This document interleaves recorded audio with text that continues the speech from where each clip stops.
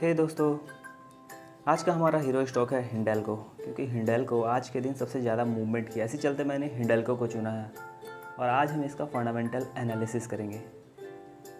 अगर आज का इसका मूवमेंट का बात करें तो ये लगभग 4.25% के आसपास ऊपर रहा और इसका वॉल्यूम का अगर बात करें तो ये था लगभग 2,82,40,273, जो कि अपने आप में काफ़ी बड़ा नंबर है।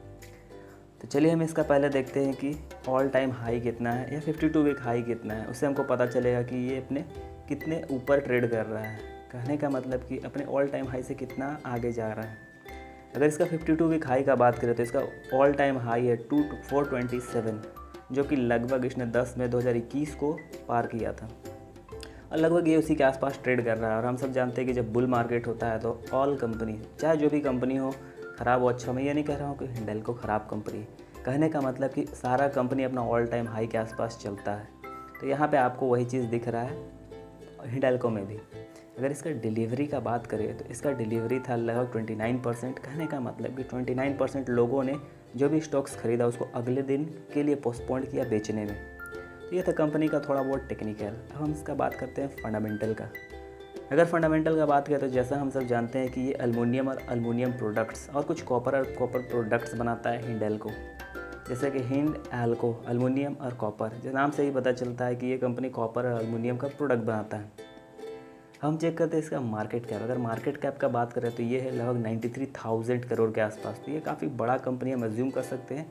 हम इसको कंपेयर नहीं करेंगे with other metal sector companies, जैसे कि टाटा हुआ, जिंदल हुआ, वो सब काफ़ी बड़ा कंपनी है। लेकिन फिर भी ये 1 लाख करोड़ का कंपनी है तो ये काफ़ी बड़ा कंपनी हम इसको एज्यूम कर सकते हैं। अगर इसका स्टॉक्स पीई का बात करें तो ये लगभग है 24। और अगर इसका रिटर्न ऑन कैपिटल एम्प्लॉयड और रिटर्न ऑन इक्विटी का बात करें तो ये बहुत कम है। आप क्लियरली देख सकते हैं कि इसका रिटर्न ऑन इक्विटी लगभग 6% है और रिटर्न ऑन कैपिटल एम्प्लॉयड 8% है। तो यहाँ पे सीधा का सीधा मैं इसमें इन्वेस्ट करने में कोई अपना पैसा बर्बाद नहीं करना चाहूँगा कि जिस कंपनी का रिटर्न ऑन इक्विटी 10% से नीचे है उस पर अपना टाइम बर्बाद करना रिसर्च में वो थोड़ा बेकार होगा, अपना टाइम का बर्बादी होगा। कैपिटल एम्प्लॉयड भी 8%। अगर रिटर्न ऑन इक्विटी चलिए मानते हैं 10% से नीचे है तो हम फर्दर इन्वेस्टिगेशन करते तो उनको पता चलता कि रीज़न क्या है, मार्जिन इम्पैक्ट कर रहा है या कुछ और रीज़न है कि कंपनी बायबैक कर रहा है जिसकी वजह से रिटर्न ऑन इक्विटी डाउन जा रहा है। ये सब कंडीशन हो सकता है। तो हम रिटर्न ऑन इक्विटी चलिए मानते हैं कि 10% से नीचे आ गया। नेगेटिव भी हो सकता है बहुत बार, वो केसेस पे डिपेंड करेगा। अगर आप बुक पढ़िएगा तो वर्कबुक करके एक नाम हमको ठीक से याद नहीं आ रहा है, एक बुक है वर्कबुक, हैंडबुक ऑफ समथिंग, वो बुक है, उसमें अंडरलाइन करके दिया हुआ सारा चीज़, मतलब फिल इन द ब्लैंक्स करके दिया। तो आपको रिटर्न ऑन इक्विटी के बारे में उस बुक में बहुत बढ़िया बताया गया है। मैं उसे कमेंट में लिख दूंगा, आप उसे अमेजन से जाके ख़रीद सकते हैं। अब रिटर्न ऑन कैपिटल एम्प्लॉयड जो कि 8% है, जो मुझे काफ़ी ख़राब लगा इस कंपनी में। तो ऐसे ये इतना बड़ा इसका एसेट है, बहुत ज़्यादा एसेट है इस कंपनी का। तो जिसकी वजह से हम ये मानते हैं कि इस तरह का कंपनी, चाहे वो टाटा स्टील हो, जिंदल हो, चाहे हिंडाल्को हो, तो इसका रिटर्न ऑन कैपिटल एम्प्लॉयड बहुत कम ही होगा। बिकॉज इसका जो इस्टेब्लिशमेंट कॉस्ट आता है बहुत ज़्यादा आता है, जिसकी वजह से इसका रिटर्न ऑन कैपिटल एम्प्लॉयड थोड़ा सा कम हो जाता है। जबकि आईटी सेक्टर में होता है कि ज़्यादा कुछ ज़रूरत नहीं, एक छोटा सा कंप्यूटर खरीदे और काम शुरू हो गया। जबकि हिंडाल्को समय एक पूरा का पूरा प्लांट सेटअप करना, ज़मीन खरीदना, रॉ मटेरियल लाना, ये सब बहुत सारा चीज़ होता है जिसको ध्यान में रखना होता है। अब हम बात करते हैं कंपनी का कुछ पॉजिटिव। तो पॉजिटिव तो कुछ खास दिया नहीं है। अगर नेगेटिव का बात करें तो नेगेटिव में बहुत सारा चीज़ है। जैसे कि इसका सेल्स ग्रोथ बहुत ख़राब है, 6% के आसपास रहा है लास्ट 5 साल में। रिटर्न ऑन इक्विटी जो कि 7% है, जो कि काफ़ी ख़राब है। इंटरेस्ट कवरेज रेशियो वो भी काफ़ी ख़राब है। और जो dividend as compare to other company हम चेक करें तो डिविडेंड पे आउट भी काफ़ी ख़राब, उतना कुछ खास नहीं है। अगर बात करें एल्युमिनियम बनाने वाला कंपनी का, तो एल्युमिनियम बनाने वाले कंपनी में ये सबसे ऊपर रैंक करता है। ये लगभग 1 लाख करोड़ का, जिससे कम जो है वो नेशनल एल्युमिनियम कंपनी है जो कि लगभग 16,000 करोड़ का है। उसके बाद जो भी कंपनी है वैसा कुछ खास है नहीं, 100 करोड़ का है तो सबका उतना वैल्यू है नहीं इस कंपनी के कंपेरिजन में। अगर सेल्स का बात करें, क्वार्टरली को अभी हम छोड़ देते हैं, बस चेक कर लेते हैं कि क्वार्टरली इंप्रूव कर रहा है कि नहीं। अगर क्वार्टरली इंप्रूव कर रहा है मतलब हम सोच सकते हैं कि कंपनी अपना फर्दर इफेक्टिवली अपना जो प्रोडक्ट है उसको यूज़ कर रहा है या in the stage of expansion में है, या कह सकते हैं कि और ग्रोथ ट्रेजेक्ट्री की तरफ ये बोल सकते हैं शॉर्ट टर्म के लिए। तो अगर सेल्स का बात करें तो ये 31,000 के आसपास था, जो बढ़ते गया, फिर कोविड की वजह से डाउन गया, बहुत ज़्यादा डाउन गया, फिर अब ट्रेंड में है। तो हम ये कह सकते हैं कोविड की वजह से थोड़ा दिक्कत हुआ, फिर वो ऊपर चला गया। तो हम profit and loss year wise check करते हैं तो कंपनी का सेल्स है 60,000 करोड़, जो कि काफ़ी ज़्यादा है। और अगर इसका एक्सपेंसेस का बात करें तो 50,000 करोड़, जो कि मार्च 2010 में था ये, और अभी ये बढ़ के हो गया लगभग 1,31,000 करोड़ का सेल्स, और एक्सपेंसेस 1,16,000 करोड़ का। तो अपना सेल्स से भी नीचे ये ट्रेड हो रहा है। ओवरऑल मार्केट में इसका वैल्यू है 93,000 करोड़ मार्केट कैप, और सेल्स इसका 1,31,000 करोड़। तो अपने सेल्स से नीचे ट्रेड हो रहा है। खैर ये मैं नहीं कह रहा हूँ कि वो सस्ता मिल रहा है, कहने का मतलब है कि कंपनी बहुत ज़्यादा कैपिटल यूज़ करता है, तो जो ज़्यादा कैपिटल इंटेंसिव बिजनेस होता है तो उसको उतना प्रेफर नहीं किया जाता है, उतना ज़्यादा उसको इतना ज़्यादा मार्केट कैप नहीं दिया जाता है। तो आप ये क्लियरली यहाँ भी देख सकते हैं। हम बात करते हैं कि प्रॉफिट कितना है। अगर 2010 का बात करें तो इसका प्रॉफिट था लगभग 3,900 करोड़, उसी के आसपास ये घूमता रहा, कभी नेगेटिव, और लगभग 3,483 करोड़ के आसपास ही प्रॉफिट है। ज़्यादा अप डाउन नहीं हुआ है, थोड़ा बहुत फ्लक्चुएशन हुआ था एक आध दो बार, लेकिन फिर भी लगभग 35,000 करोड़ के आसपास इसका प्रॉफिट रहा है। दो सेल्स ग्रो किया है, लेकिन प्रॉफिट उस रेस्पेक्ट में ग्रो नहीं किया, तो हम मान सकते हैं कि कहीं ना कहीं मार्जिन इम्पैक्ट कर रहा है।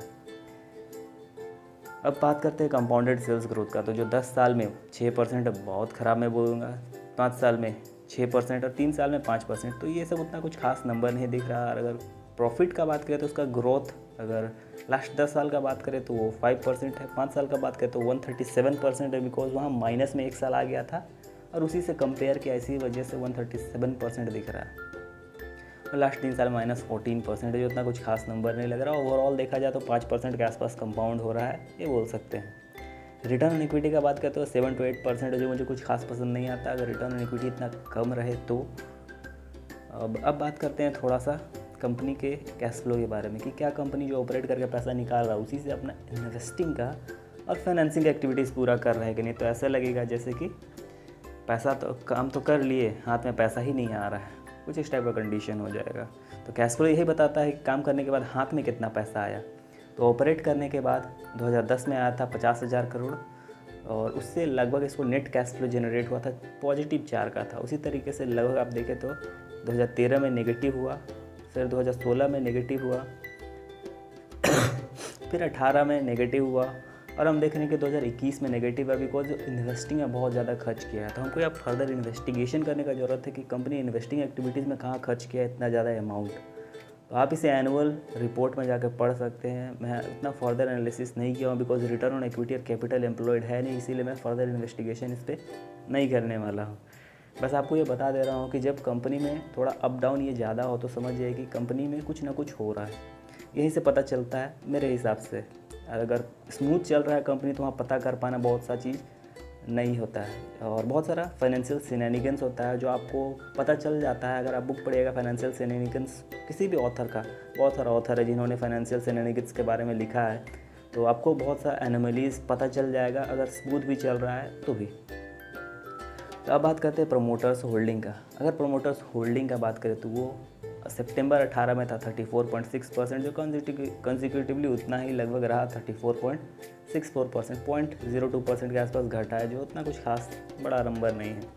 अगर पब्लिक होल्डिंग का बात करें तो वो 18% से बढ़ के 19.55% हो गया। तो जैसा मैं कहता हूँ कि पब्लिक ऐसे होल्डिंग थोड़ा सा घटे तो मुझे थोड़ा एज़ कम्पेयर टू अच्छा लगता है। ऐसा नहीं है कि मैं बोलूँ कि इसमें मैं जाकर डायरेक्टली इन्वेस्ट कर दूंगा। कहने का मतलब है कि पब्लिक ऐसे होल्डिंग थोड़ा घटता है, मीन्स जो पब्लिक है उसका पैसा अंदाजी लगता है, और जो FII DII होते हैं या गवर्नमेंट होते हैं या कुछ अदर होते हैं वो थोड़ा सा सोच समझ के लगाते हैं। इसीलिए मेरा थोड़ा सा परसेप्शन ऐसा है कि मैं कंसिडर करता हूँ। ऐसा नहीं कि मैं अगर पब्लिक शेयर होल्डिंग कम है तो तुरंत वहाँ पैसा डाल दूँगा। बस कहने का मतलब ये है कि अगर थोड़ा सा घटता है तो हम कंसिडर करते हैं कि वो थोड़ा मेरे लिए अच्छा ऑप्शन हो सकता है, बिकॉज पब्लिक उतना सोच समझ के पैसा नहीं लगाता है। और FII DII का अगर घटे तब थोड़ा कंसिडर करते हैं उसको।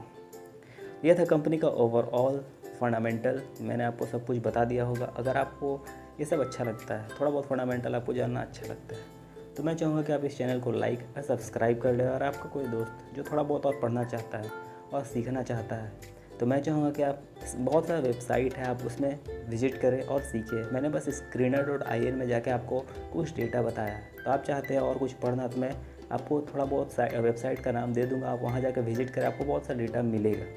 अरे screener.in में बहुत सा डेटा अवेलेबल है, और गूगल में भी आप चेक कीजिएगा तो आपको बहुत सा वेबसाइट मिल जाएगा। और आखिरी में मेरे वीडियो का और वीडियो में आखिरी तक बने रहने के लिए धन्यवाद दोस्तों।